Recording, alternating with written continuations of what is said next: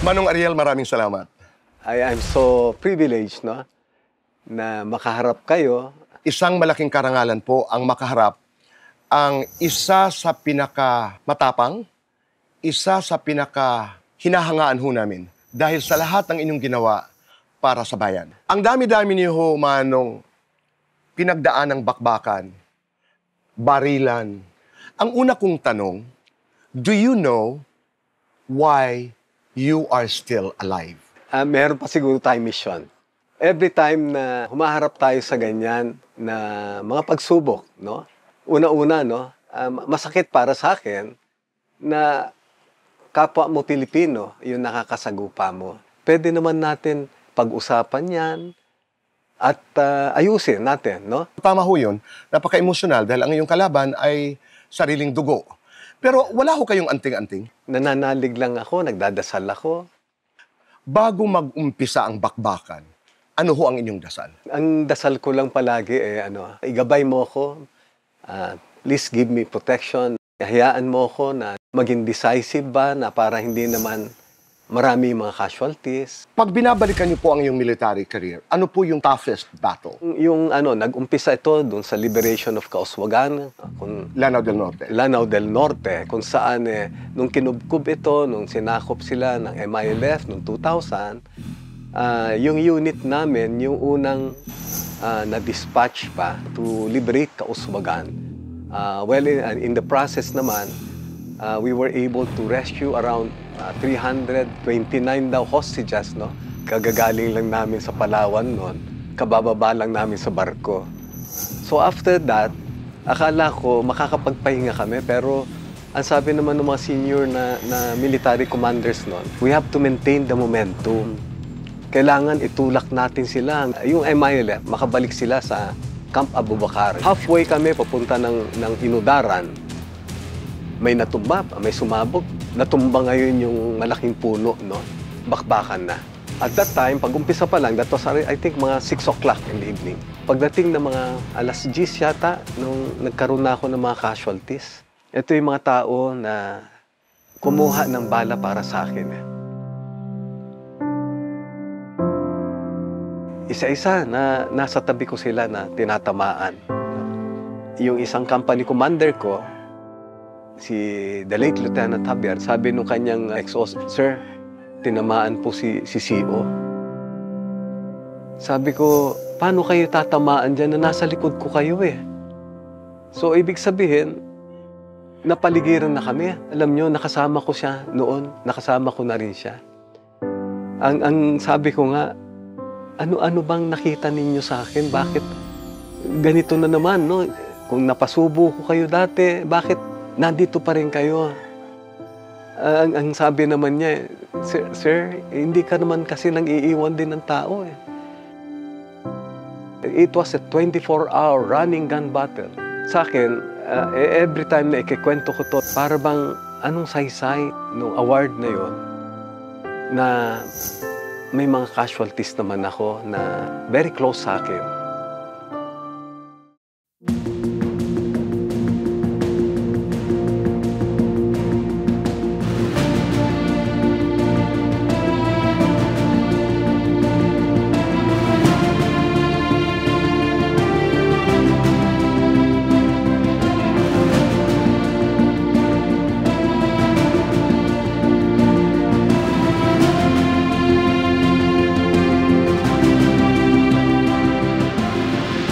Kahit saan ka kumilos, may casualties, pero may naisalba ka naman ng mga buhay. Meron ngang isa ron na na-meet ko sa Dumaguete. Hindi ko alam na ano na siya, no? na pulis na siya, pero sabi niya sa akin, Kuyang, sir, pwede ho ba ako makipag-picture sa'yo? So, habang kinukunan kami ng picture, kinikwento niya yung ginawa daw namin sa Kauswagan. Nung una, nagpuputukan pa raw sa labas, habang kliniklear namin yung area, and then pumasok ako doon sa loob ng, I think that was a gym. Ang unang dinampot ko yung pamilya niya. Malit pa lang daw siya noon. Ngayon isa na siyang chief inspector sa Iligan. Ibig sabihin, pulis na siya ngayon? Pulis na siya. Chief Inspector Dexter Acaso. At meron din kaming alam ng konti tungkol kay Dexter. Ang kanyang kwento nga ay takbuhan daw sila bago sila nakarating yata ng gym. Sila ay napunta sa babuyan dahil hindi nila alam kung paano sila kikilos, nagpuputukan, pero ang akala nila hindi sila makakaligtas, mamamatay. Mamamatay sila, ang kanilang buong pamilya, hanggat dumating daw ho kayo. At nung pagdating, hindi na malilimutan yung pagharap mo sa kanila. Ikaw mismo, Manong Ariel, sabi mo sa kanila, sa kanya, kasi bata siya at naalala niya, ligtas na kayo, nandito na kami. Protektahan namin kayo. And that boy, Dexter, has not forgotten that story. Pag kayo nasa bakbakan ho, how do you make sure na less ang distraction? Na ito lamang po. Ang palagi kong sinasalang-alang-alang, yung mga tao ko. Kasi kung hindi ako magiging decisive, mas maraming magiging casualty sa mga tao ko. It's all survival, di ba? Right. But that was a long battle. Yeah. 24 hours and you survived that. Tanong, Manong Ariel, then and now, takot kayo mamatay? Naandun talaga yung takot, yung kaba. Pero pag naandun ka na kasi, you must step up pa and overcome whatever fear you have. Kung sabi na handa ako uli na magpakamatay o mamatay, handa ako. Kung takot ako, initially siguro meron, pero kaya ko. As a matter of fact, kayo'y namatay na ho ng ilang minuto. What is the story, Colonel? Well, inilagay na ako sa mga sa katabi ng mga lifeless bodies nung nakita nila yung ring ko, may graduation ring, at pumipitik-pitik pa yung daliri. So I was really fighting for my life. So ang ginawa nila, inilipat na nila ako sa Viluna, no? Hospital. And then, inoperahan na nga nila for 13 hours, no? 3 sets of doctors operated on me for 13 hours, no? To repair my pancreas that was ruptured, remove a portion of my liver, the left lobe of my liver, and cut 6 feet of my small intestines. So, nung magising na ako sa surgical intensive care unit, dinedresan na ako. Pagbukas ko ng mata na ganyan, alam ninyo, alam mo boy, ang tingin ko nga, nasa langit ako. Kasi yung nagdedress sa akin, nakaputi, angelic face, no? Akala ko anghel nga na nasa patay ako. Yun pala, doktora. Yun po yung naging asawa ko. She became your first wife. Yes. At kayo'y nabuhay. And she was one of the doctors who attended to you sa Viluna. Yes. Ang Diyos nga naman pag magkwento. Yes. Hindi mo talaga malalaman kung saan papunta.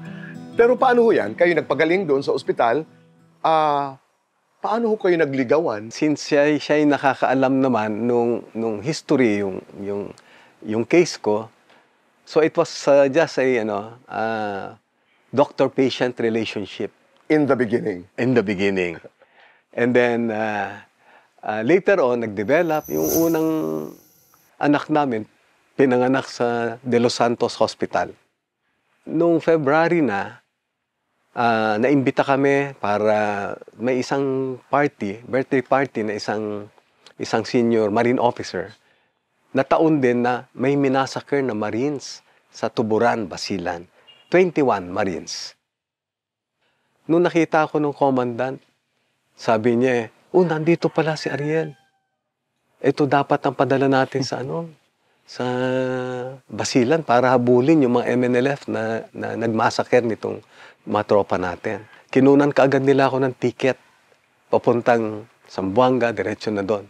Right after na I led that operation to rescue Father Nacorda, Right. namatay siya. A day before I was to go back, namatay siya. So she left me with 2 kids, 1 year, 9 months, and then 7 months old yung daughter namin. Mula kay doktora, paano mo naman natagpuan si Mrs.? Alam mo, sabi nga nila, it's really, destiny, or if I honestly believe that God carefully planned my life, plinano niya So, nag-meet kami sa isang children's party. Alam mo yung love at first sight eh. I didn't know naman na ako, balo, siya naman, annulled yung marriage niya. Okay.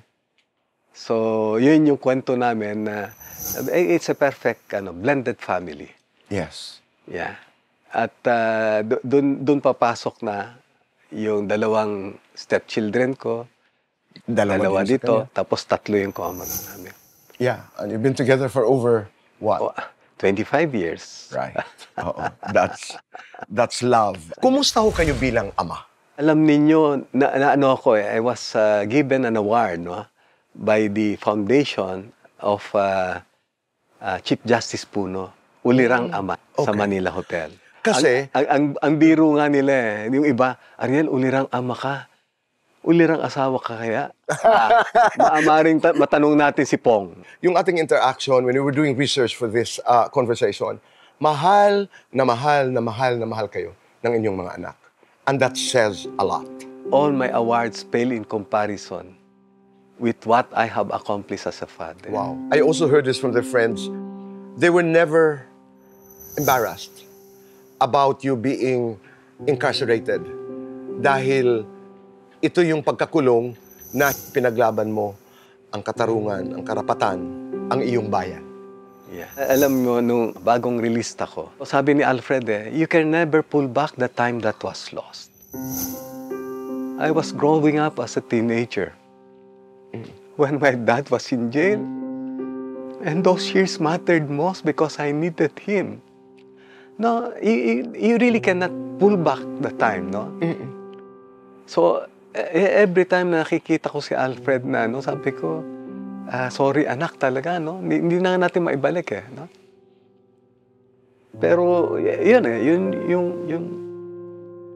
alam mo, nung nakita ko si Pong na umiiyak, napasabay ako na umiyak.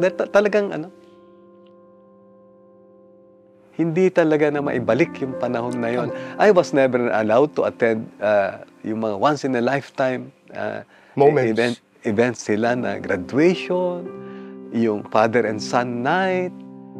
Kaya mo pa bang ibalik yun? Parang wala. No? But finally, nga sabi ko, I was able to catch up. Manong Ariel, let's do it now. Kung halimbawa magpapasalamat ka sa iyong mga anak at sa iyong asawa, thank you, Pong, dahil. Thank you, mga anak, dahil. Sorry, mga anak, dahil. Sorry, Pong, dahil. How would that sound? Let's start with the thank you.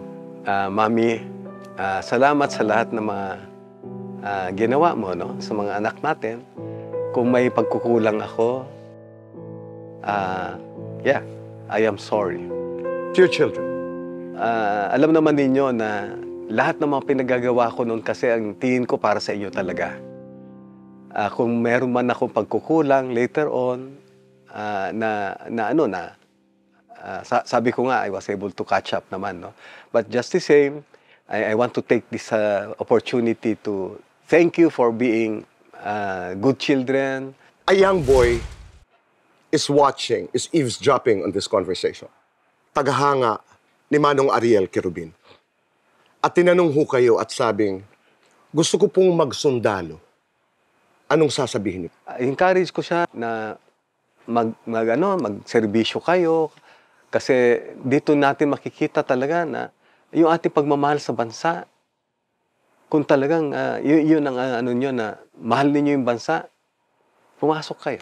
Let's talk about some issues. Sa simpleng pananalita, ano ang iyong posisyon dito sa hidwaan na namamagitan, hindi lang naman tayo. I mean, China laban sa maraming bansa, pero lalo na yung China laban sa Pilipinas.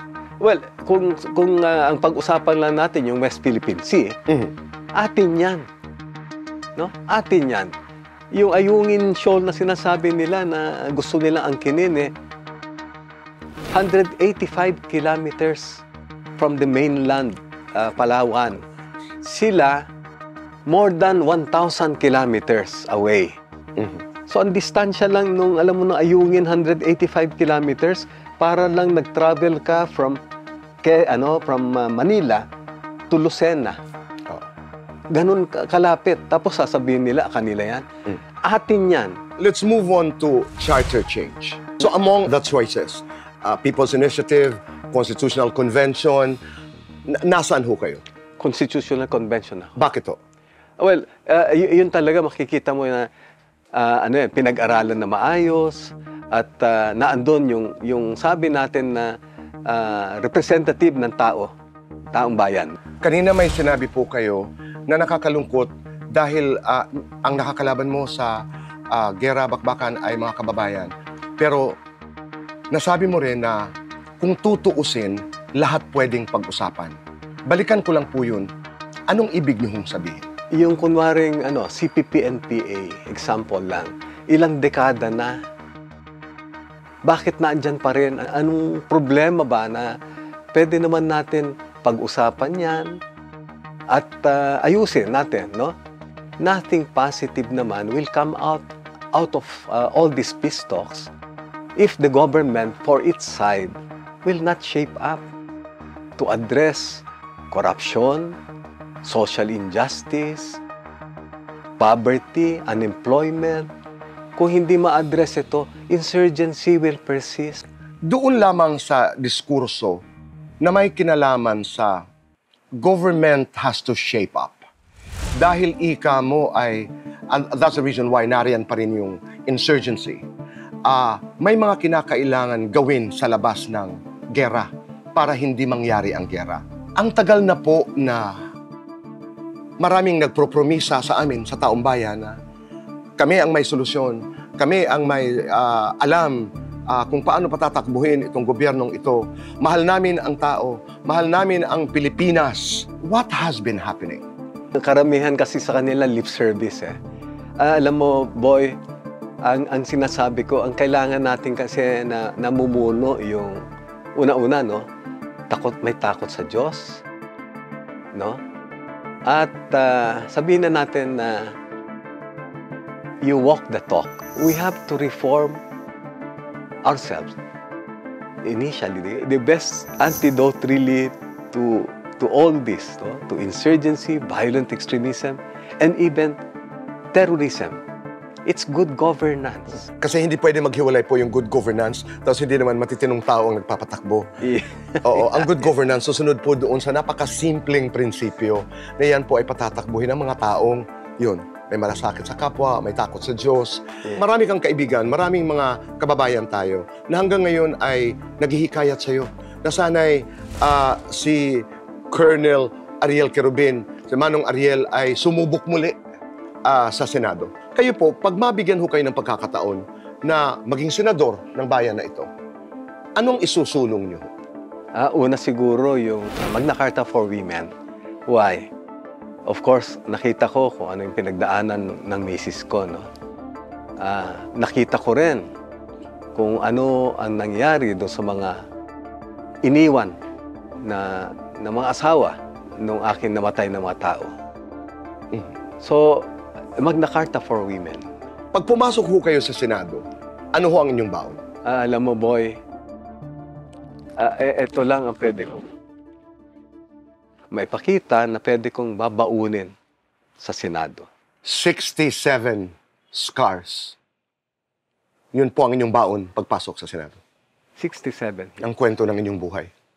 Yes. Sa kasaysayan ng Pilipinas, you are the most bemedaled soldier. How does it actually feel? Ang tingin ko kasi, lahat tayo pwede maging bayani. Maswerte lang na nabigyan ako ng opportunity. Sa akin, we are all heroes ba in our own rights, no? Hindi ho madali ang 49 at ang 67 scars.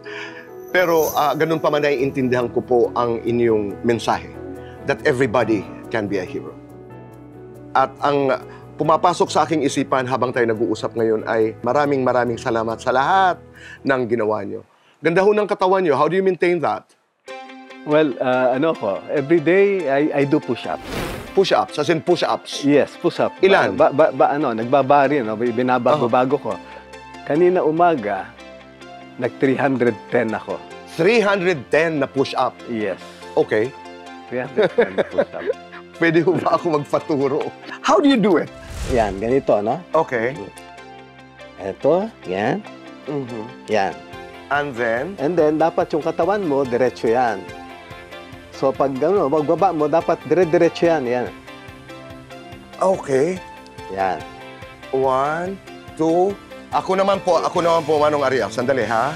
I-guide niyo po ako. Yeah. Anak ka. Ganun pala yun. So dito, Yan, ganyan. tapos po, Yan. Okay. and then, Yan, baba. Yan, yan. And then, 310 ho kayo kaninang umaga. yes. Yeah, walang nagbibilang eh. Kaya kanina, yung pinost ko, sabi ko walang nag-count. Pwede ba? Pakibilang na lang. So, ang bilang 310. And you're able to do that? Wow. Hindi, binibilang ko kanina pagpunta dito. Oo. Eh, pagdating ng 70 sa daan, nakatulog ako. Ano ho ang benefits? Ano ho ang naibibigay nitong push-up na ito? What does it do to the body? And even mind, no? Sa akin kasi, no, I do it para gisingin yung aking, yung system ba? Yung, Okay. If I don't exercise before proceeding to my yung usual na parang matamlay ako, madali akong yung sipunin o ano. But, essentially, when I was listening to your discourse, nung pinakikinggan ko lahat ang iyong mga kwento, may kinalaman ho talaga sa push-up. You've been pushing up everything na dumaan sa iyong buhay. You've been pushing up your love for country, lalong-lalo na. You never pushed down. You always pushed up. You pushed up your family life. You pushed up raising your children the best way you could. You pushed up your very emotions, to understand the world, to understand your role as a father, as a husband. That's inspiring. That's pushing up. And another word to it is, affecting people in a positive manner. Na pag dumadating, that smile, I now appreciate, I now better understand because wala ka naman talagang gusto but iangat lamang yung kapwa, iangat lamang ang bayan. Kaya ngayon habang napapagkwentuhan ho natin yung push-up, bagay ho kayong tawagin the push-up man. Pero ito ho ang aking katanungan. Pag halimbawa nandun na kayo sa pearly gates, you're at the entrance of heaven and God is there. Dalawang tanong niya. Sasabihin niya, Ariel, what was your biggest sin? And what was the best thing you did for me? Anong sasabihin niyo po sa Panginoong Diyos? Siguro sasabihin ko na na hindi ako masyadong nakasama ng pamilya ko. At kung anong sasabihin naman na anong nagawa ko, mula anong binigyan niya ako na second lease on life, I consistently shared His countless blessings. Yeah. Hindi natin tatapusin ang pag-uusap na ito that we wouldn't do the fast talk. Aso o pusa? Aso. Chess, basketball. Chess. Crossword puzzle, Scrabble. Crossword puzzle. Swimming, surfing. Swimming. Matigas, malambot. Matigas. Smart, beautiful. Smart. Bala, Rosario.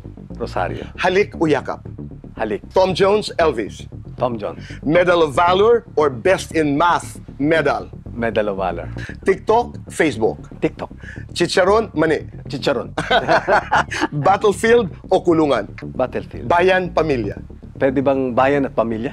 Pwede. Guns o roses. Pwede rin parehas? Bundok o dagat. Bundok. Doon ako nasanay. Mahal ka, mahal mo. Mahal ko. Driver o pasahero. Driver. Your type of music. Love songs. Sino ang taong kinatatakutan mo? Mrs. What was the nicest thing said about Ariel? Sharer. The biggest misconception about Colonel Ariel Querubin? Ang tingin nila kasi parang parang ruthless warrior, pero alam mo, I'm a peacemaker. Saang bagay ka matipid? Maano ako sa Sa pera. Sa pera. Saan ka naman hindi matipid? Sa pagmamahal. Senado, Kongreso. Senado.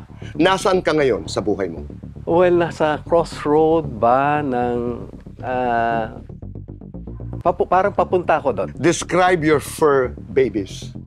Eto. Yan ang maganda na pagkwentuhan natin. Kasi may pastime eh. Ako nagte-train sa mga ko. Pinakamagandang babae. Of course, misis ko. What makes you smile? Pag nakita ko yung misis ko na nakasmile din, What makes you cry? yung pag naalala ko, yung mga pagkukulang ko ron, mga pinagdaanan ko, Yes or no, are you faithful to Mrs.? of course I am. Pag may temptation, ikaw ba'y tumatakbo palayo o tumatakbo palapit? Tumatakbo palayo. If your life is to be filmed, palagay mo sinong aktor ang gaganap bilang Ariel Querubin? The right of first refusal kay Coco sana Martin, no? Give it a title. Yung libro kasi na hindi man na-launch, ang title niya A Question of Valor. How do you want to be remembered? Ito si Ariel, napakabait na tao, maprinsipyo, at he shares. And he also laughs generously. Complete the sentence. I am Ariel Querubin and I'm willing to stand up for everybody, for all the Filipino people. I am Ariel Querubin, willing to die for the country, for the people. last question. Push-up o basketball? Push-ups. Manong Ariel, kayo po ang the push-up man. Manong Ariel, maraming salamat for your time. Yeah, maraming salamat, the boy, for this opportunity.